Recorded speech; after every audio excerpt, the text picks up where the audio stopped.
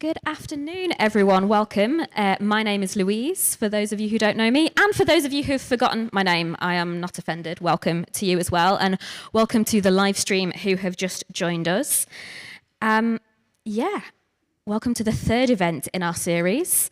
It's great to have you with us to discuss who we are, what our identity is, whether we are just our brains, but we'll let our speaker get into that in more detail in a moment. We are a conglomerate of churches led by an organisation called Chaplaincy Plus, so we are presenting from a Christian perspective.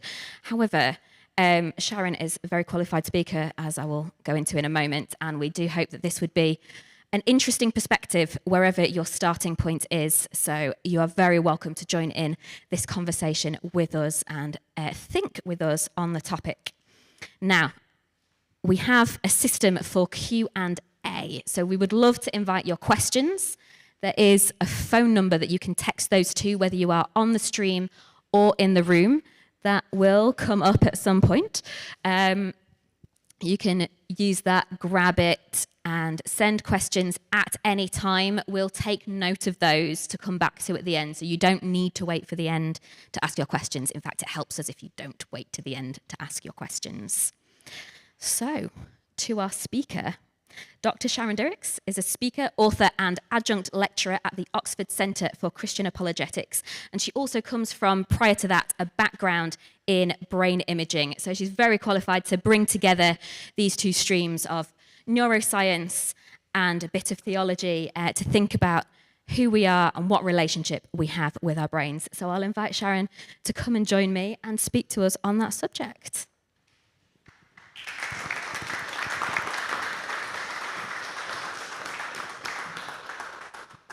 Thank you so much, Louise, and thank you to those of you that have joined us in person and those who are joining on the live stream as well.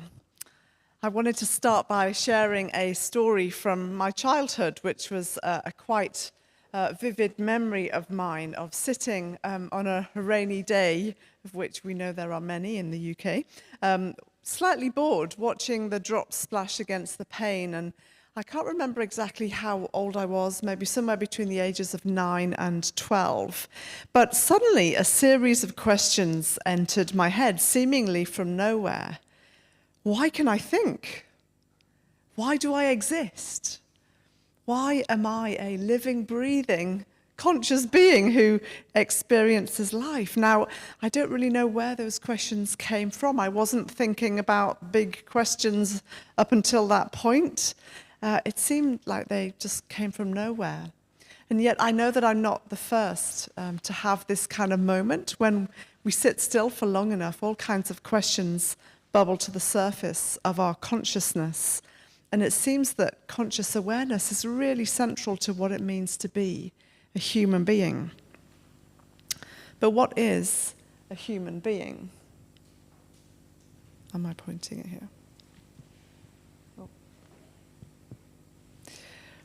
The question that we're looking at today, am I just my brain, is really asking a question of human identity. What exactly are we? Are we merely advanced primates? Are we just machines? Are we souls, temporarily trapped in a body longing to escape? Are we just physical beings, or is there more to it than that?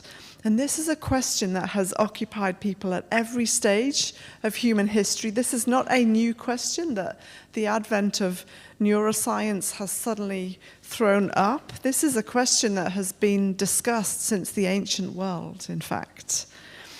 Now, today, if we were to ask people what it is that makes them them, or what it is that makes you you, a range of different answers might be given. Some people might say, well, the thing that makes me me is my relationships, my community, my family background. This has really shaped and formed me. Other people might say the thing that really has defined me is my experiences in life, good and bad. Other people might say the thing that makes me me is my career, my purpose, my influence in the world. But the view that we want to look at today is the view that says the thing that makes you you is your brain.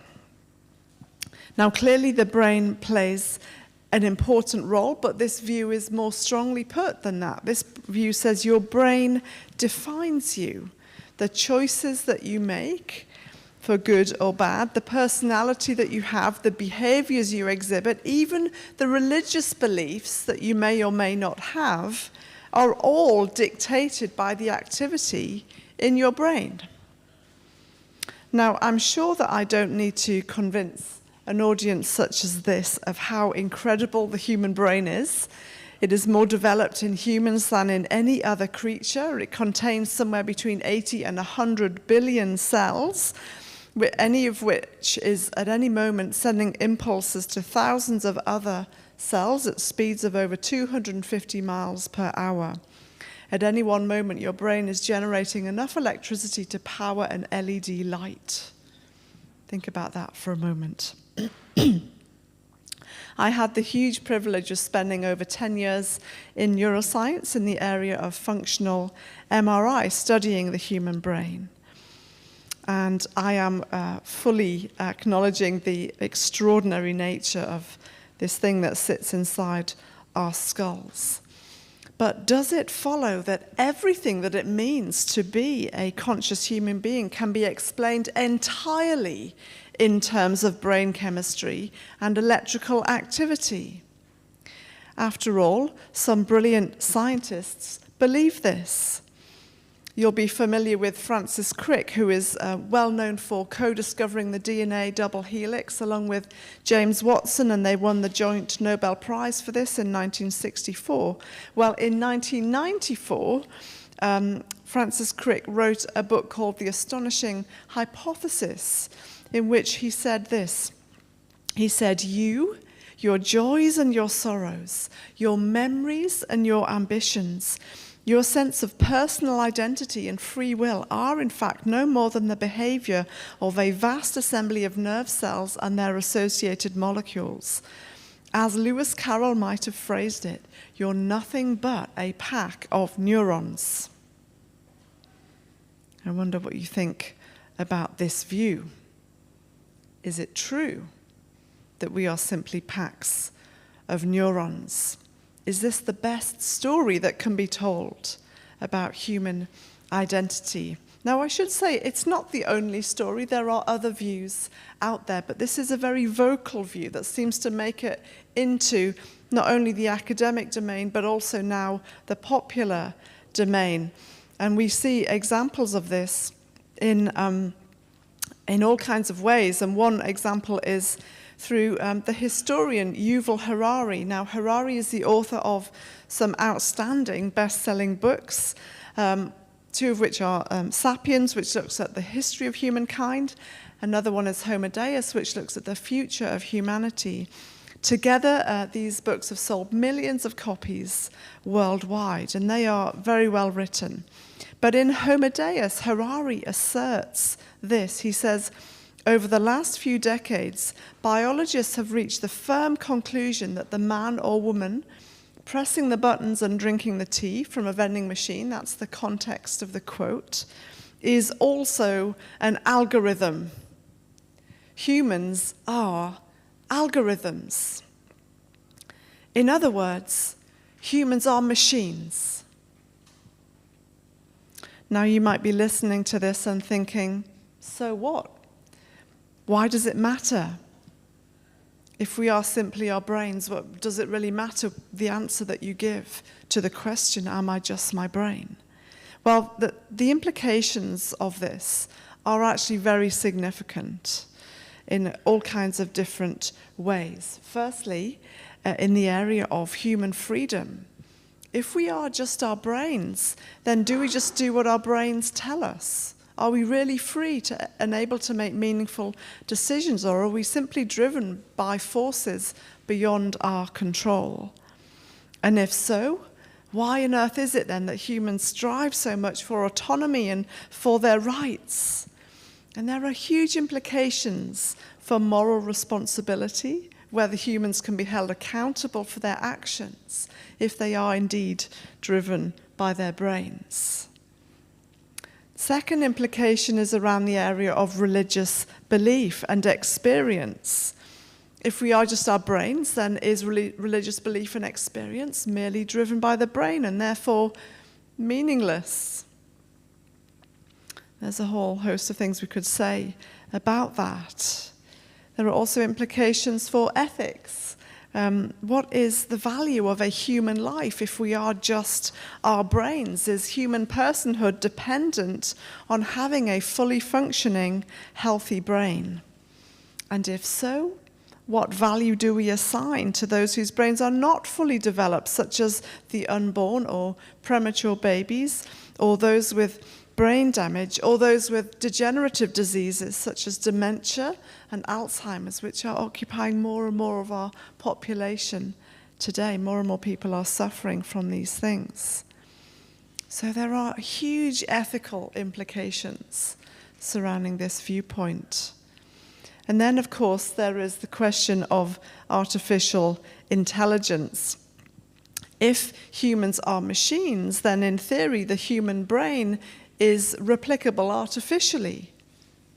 And so the answer that you give to the question, am I just my brain, impacts what you believe will be possible one day with AI. Will there one day be conscious androids walking the streets of Birmingham? And so hopefully this is showing you that this is not just a question for the neuroscientist and the philosopher, although it is a question of interest to them. But this is a question, and these are questions that impact all of us. They're actually very, very important. And the question is this the best story that can be told about human identity, or is there a better story that we can tell? Well, many would agree that it is not enough to simply talk about the brain. We also need to talk about the mind. You see, there are two different things at play here. There is the brain, with all of its brain cells and electrical activity and synapses and chemicals and hormones. And then there is the mind, with all of its thoughts and feelings and emotions and memories and decisions. You see, in addition to a brain, each of us has an inner world, an inner reality. We each have a unique first-person perspective on the world that no one else can quite access or capture in the same way. And one philosopher described it like this. Thomas Nagel, formerly of Princeton, now of New York University, he put it like this in 1974. He said, "There is something that it is like to be you. There is a you, and we are conscious beings." And so the question at the heart of this whole conversation is, what is the relationship between these two things, between the brain and the mind, between neuronal activity and what it is like to be you? How on earth do you get from one to the other? Is it even possible? Or as Baroness and Professor Susan Greenfield of Oxford University put it, and notice the language that she uses, not a theist. How does the water of boring old brain cells and sludgy stuff translate into the wine of phenomenological, subjective experience? How do you get from water to wine?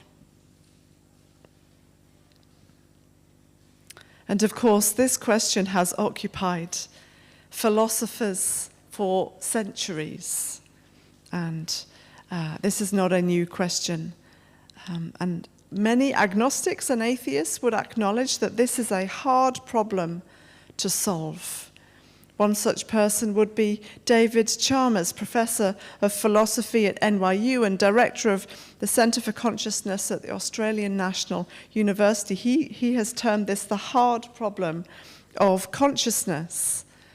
He would distinguish between easy problems and hard problems. Now, easy problems are not easy. Whole lifetimes of research are taken up in their quest. But compared to the hard problem, they are easy.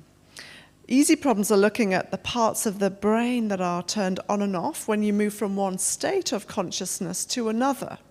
For example, moving from being awake to being asleep, or from being awake to being under an anesthetic. And this would be looking at, the areas of the brain that are turned on and off when you move from one state to another. Really important work to do, really fascinating. But the hard problem is, how on earth do you explain what it is like to be you? And how on earth do you do it if all you've got to work with is chemical reactions and electrical activity? And of course, the perspective driving this whole conversation is essentially saying that mind and brain are the same thing. Mental states are brain states. Mental processes are brain processes. Which is kind of another way of saying that there isn't really anything that it is like to be you. There is just brain activity. But surely this is an absurd way of thinking about human beings. We actually don't have to move very far in life to know that the mind is extraordinarily powerful to the extent that surely it can't be just all the brain driving it.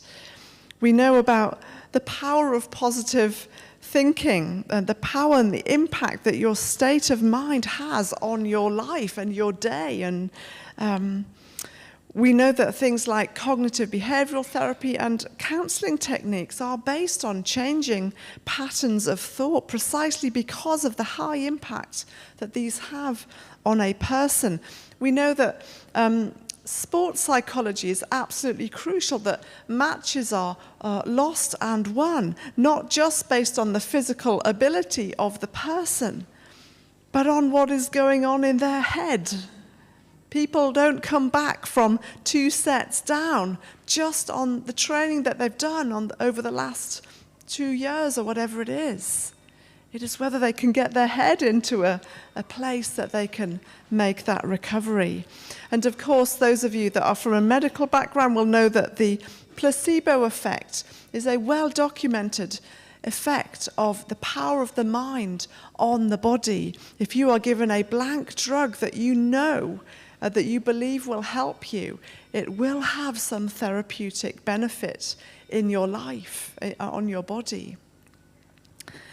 And these are all examples of what is described as downward causation, the downward causation of the mind, of mental states, back onto the physical substrates of the brain. And if the brain was driving everything, we wouldn't see these things. We could also say that at a logical level, this view is incoherent, because the person expressing this view would be saying, my first-person perspective is that there is no first-person perspective. And so it implodes at a logical level. It doesn't make sense. And we could also just look at life in general. We don't live as though there's nothing that it is like to be us. We are always absorbing people's biographies and autobiographies, their experiences in life. We all have a story to tell of our own life experiences, the things that it has been like to be us. Mindfulness experts tell us to focus on this for a better state of well-being. And of course, in the area of human suffering, we don't think that that is just neurons. We see people as conscious beings who really do experience suffering. They're not just packs of neurons. And so we need to really look at life, look at what neuroscience is telling us, look at sport, look at therapy, look at just life in general, to see that chalking human beings just down to the chemicals in their brain is a diminishing of what it really means to be human, and it doesn't capture the complexity of a human being. And of course, what the science tells us is that mind and brain are connected. You know, if you put someone in an MRI scanner and give them a task that means they use their mind, of course you see their brain lighting up, whole networks of areas in their brain. But all that tells you is those two are connected, they are correlated. It doesn't mean that one creates the other. You can't get that from the science. Actually, all you can get to is connection, that clearly mental states are mediated by the brain, but the nature of the relationship remains open for discussion. Just because mind and brain are connected does not mean they are identical. Let me try and illustrate this a bit more. Perhaps you've had one of these today. I've had a couple. Imagine I were to ask you to describe to me the smell of coffee. And if we live in a purely material universe, all you have to work with is physical descriptions, material physical descriptions. So what would you say? You might offer me the chemical structure of caffeine, but that doesn't get me any closer to the smell of coffee. You might describe to me the physiology that's happening as it enters your body and you digest it. But that doesn't get me any closer to the smell of coffee. If you want to understand the smell of coffee, what do you need to do? You need to smell it. And there's actually no other way of getting there than this. And this is an example of a quail in the singular or qualia in the plural. There are all kinds of qualitative experiences in life that are impossible to describe in physical terms. Other examples are things like seeing the color red or tasting watermelon. And of course, the biggest qualia of all is the experience of what it is like to be you. Just to illustrate this a little more, imagine we wanted to do an experiment to find out what it's like for you to go through your next kind of audit at work, or write a report, or write your next essay if you're studying. And we decided, okay, we're going to collect lots of really interesting data from your brain. We're going to put an EEG cap on you and collect 24-hour non-stop EEG from you. And then we're going to put you in an MRI scanner every once in a while and collect some structural scans and collect some functional scans. And we'll get some really interesting data from your brain as you go through this process. Will that tell us what it is like for you to go through an audit at work, or to write a report, or to write an essay? No. For that, we need to ask you. Your brain data is not going to tell us about your experience. We need to ask you what it's like to cope with different expectations and pressure and all of the different dynamics of those things. And so hopefully this is showing you that actually physical explanations alone, they tell you some interesting things, but they don't capture human consciousness. And there are many agnostics and atheists that fully agree with this. That brain processes and human experience are two very different things. Brains don't think. People think using their brains. And there are many other ways of describing the mind-brain relationship that make much more sense of human beings holistically, clinically, relationally, philosophically, that agnostics and atheists would subscribe to as well as theists. I don't have time to go into those. I will this evening, if you're interested. But I'm happy to take questions on those different alternatives as well. But either way, we need to take account of what clinical research is showing us as well. And what we are seeing is there are some very interesting... I'm just going to skip over these. Okay, here you are. There are the views.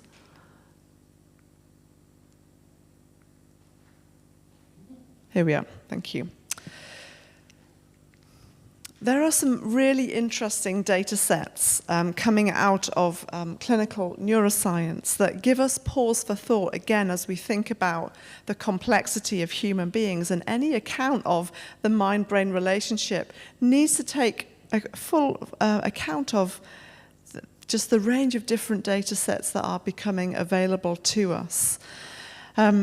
One data set that is of interest in this area is that of near-death experiences. Now, this is something that we didn't really have until the advent of things like neurosurgery and cardiac surgery. And there are some situations where patients have to be put in a state of reversible clinical death in order to operate on them.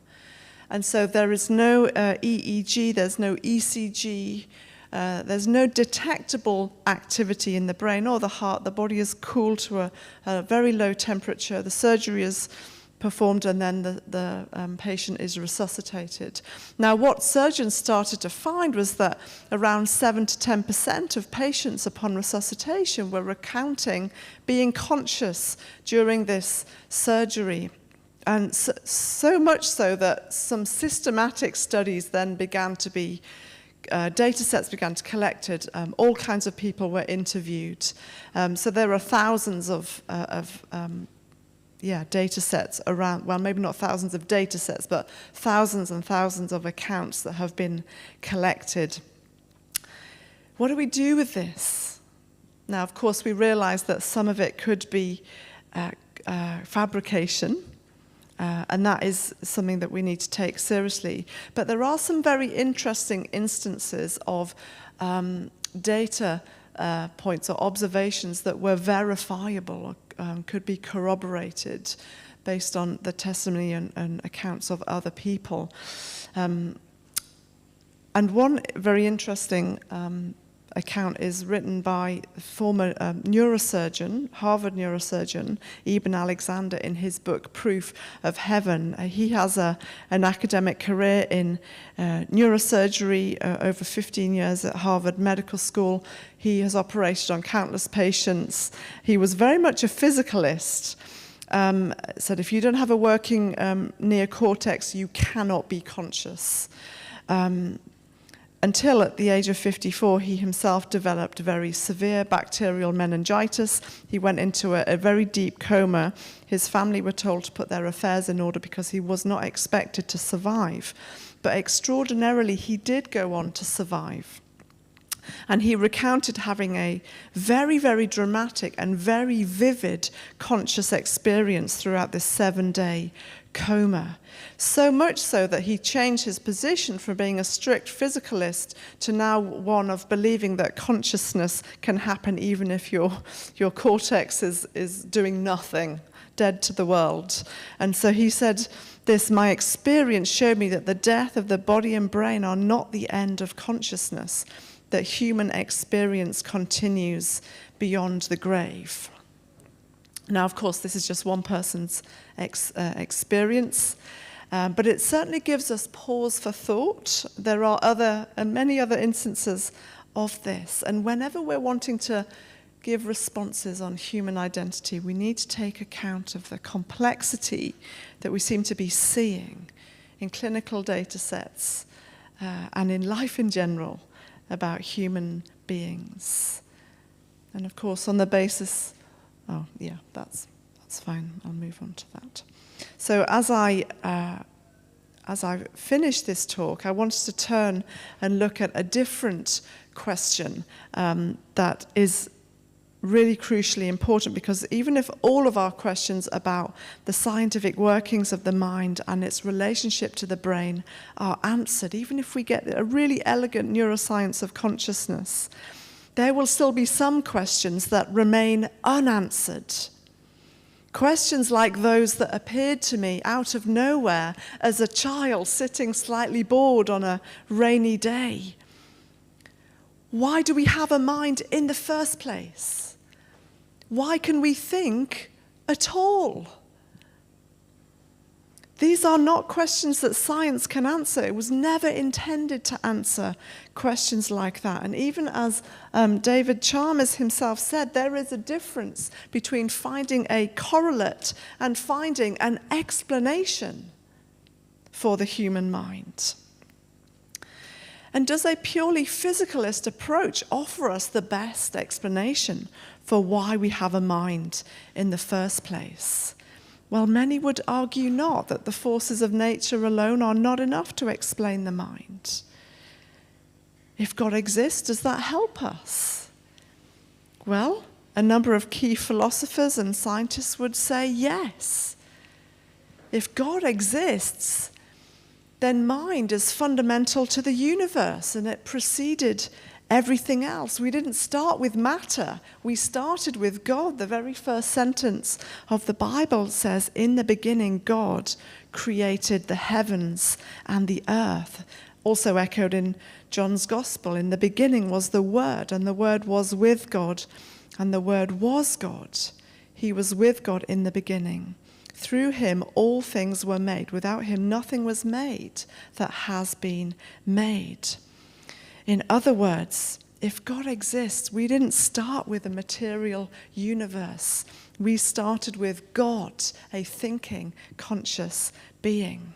And through him, all things were made. And if this is true, then we have grounds for making sense of the human mind, and there is hope for solving the hard problem of consciousness. This view also says that humans are made in the image of God and reflect some of his qualities. In other words, why do we have a mind? We have a mind because God has a mind. We think because he thinks. We are conscious because God is a conscious, rational being. And the mind that we've been given also enables us to know God. The Judeo-Christian God is also personal and has made himself known, particularly in the person of Jesus. This God is relational and can be known. And humans uniquely have the capacity to know God precisely because we are conscious beings. And my story, as I close now, is that those questions that came into my consciousness as a child led me to the person of Jesus Christ as an adult, studying biochemistry at Bristol, having all kinds of questions, having some really helpful answers to the science and God question, being told that they were not necessarily incompatible. And my questions led me to a person. I became convinced that Jesus had lived, died, and risen again, and I began a friendship with him. I came to realize that we are so much more than our bodies and brains, and that there is an identity to us that runs so much deeper than our physicality, an identity rooted in a friendship with God through Jesus that is available to all and that will last forever. And if that is true, then there is hope for us all. Thank you for listening.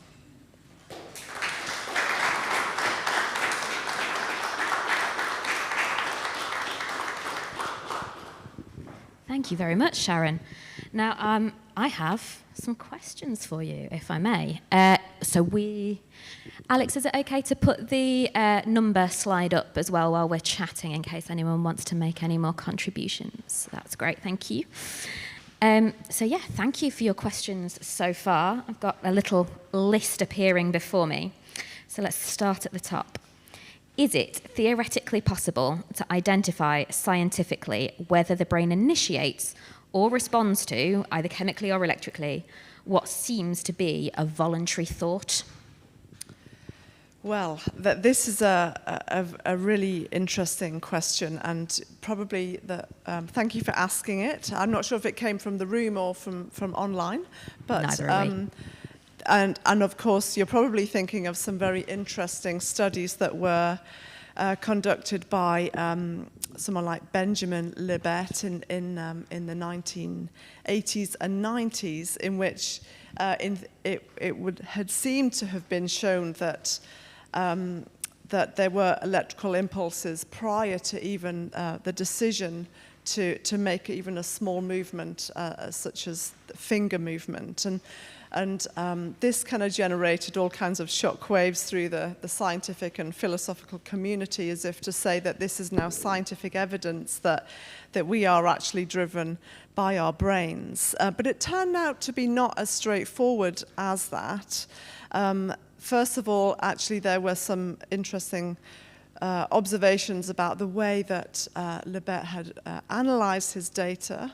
If you break it down into the individual subjects, you saw that actually the patient's decision to move their finger had preceded this kind of electrical activity in actually over a third of the subjects.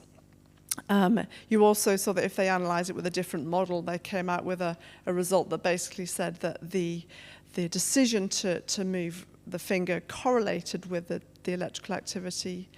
And of course, new interpretations of that show that this early activity could just be the brain getting decision ready.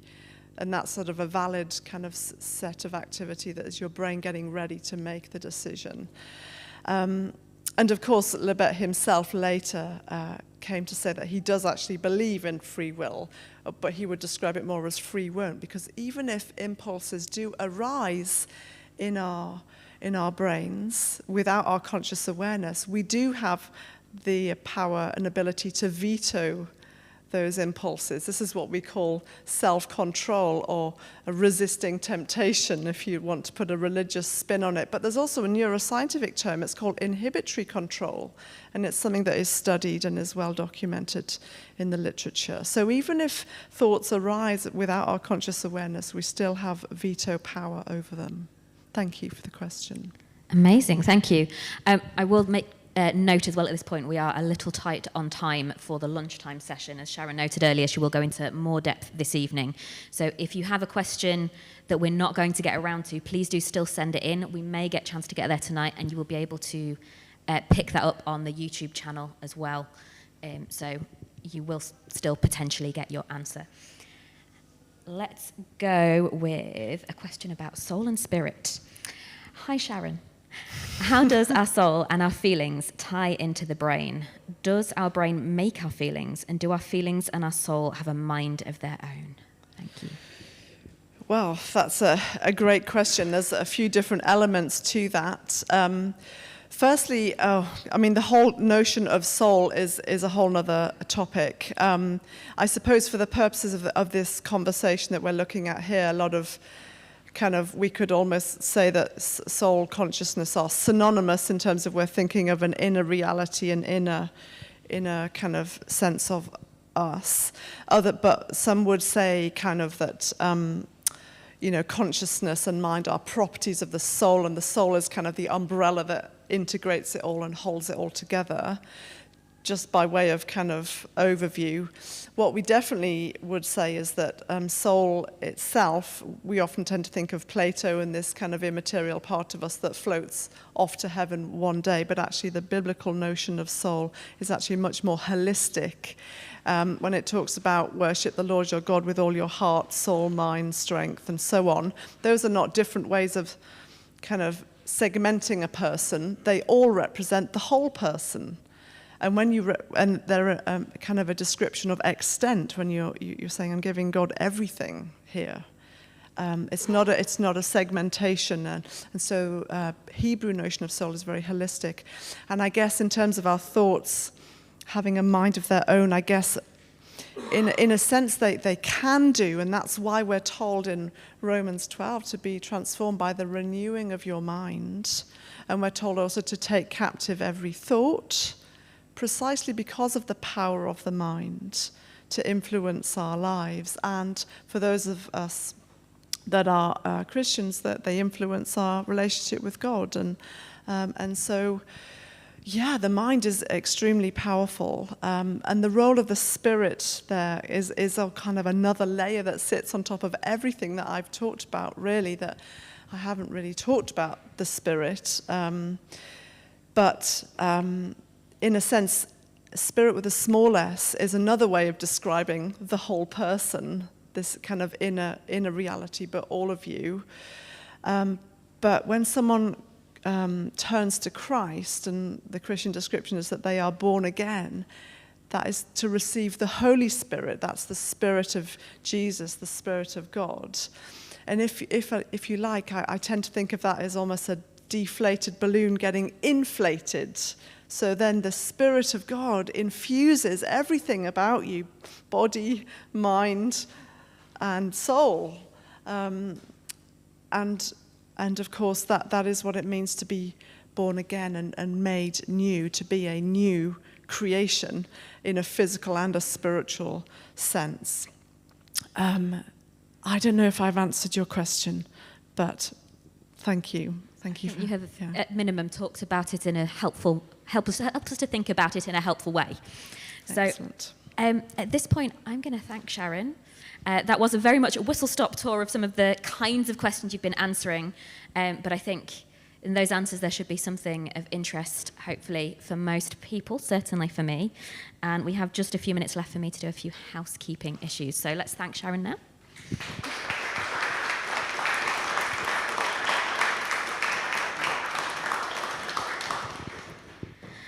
Now, before we go, I do have a favour to ask of you all. If you've been to one of these talks before, you will have seen me do this before.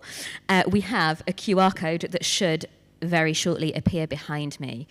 If you are on YouTube, there is a link in the description that you can click, or you can scan your screen when the QR code comes up. It's very, very important to us that we get feedback from these events. So if you could please take out your phone, scan that code, or click on the link, and go to the top button, which is our feedback form. It's so important for us to know in what way these talks are helpful, whether they're helpful, and it really helps us to plan upcoming events and make sure that you, as the audience, who we exist for, are getting the most out of it. So, as usual, I will now try and tone down my speed, assuming that everybody is multitasking whilst I'm speaking. Now, we have some more events coming up.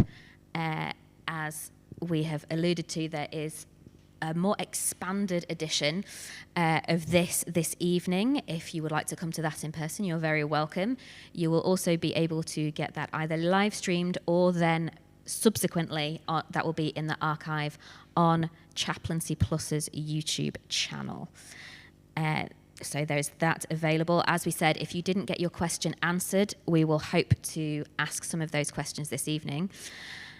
In addition to that, myself and a small team run a podcast called Welcome to the Thought Bar. We will also be interviewing Sharon coming up. There we are. So I will also be looking at some of these questions for inspiration for that podcast. It is a podcast where we like to have a bit of fun, but not at the expense of high-quality material, which is why we invite such wonderful guests as Sharon. If you would like to see when that is coming out, please do either subscribe on a podcast platform or follow us on Instagram. If you search, it's up there, at Now There's a Thought, with no gaps, no punctuation. You should find us on either Instagram or your podcast platform. That would be great. You can also send me questions on the Instagram as well for the podcast. And we have more events coming up after summer. So we're having a break now, aside from the podcast, for summer. Don't know how welcome that is. I'll be taking a break. And we have some events coming up afterwards. So, church leaders event on Tuesday the 18th, 9:30 to 4:30. If you are a church leader, if you know a church leader, you're interested in how some of these topics can be relevant, as Sharon was saying, to everybody. They're not just for the people who show an interest and turn up to events like this. They're for anyone who walks through the church doors in some capacity or other. So if you would like to learn more about how you can integrate some of these ideas as part of your church, please do come along to that. That is, again, Tuesday, the 18th of October, 9:30 to 4:30. Go to scienceandfaith.co.uk to book a place on that, or send your church leader there to book their place on that. And the next of this format of events is with Reverend Professor John Swinton, My Mental Health and Spirituality. John is a registered mental health nurse, and he is also the chair in Divinity and Religious Studies at the University of Aberdeen. So again, bringing together that experience from two different fields there, qualified in a unique way to talk about that topic. And we're very privileged to have him coming all the way down from Aberdeen. So please do get on the website, scienceandfaith.co.uk, and book a ticket or a live stream registration for that event. Don't miss that opportunity. And that is it from me with 1 minute to spare. So thank you very much for coming. We'd love to have a little chat with anyone who has time before you go. And if you're on the live stream, say hi in the comments. And we hope to see you again soon. Thank you very much.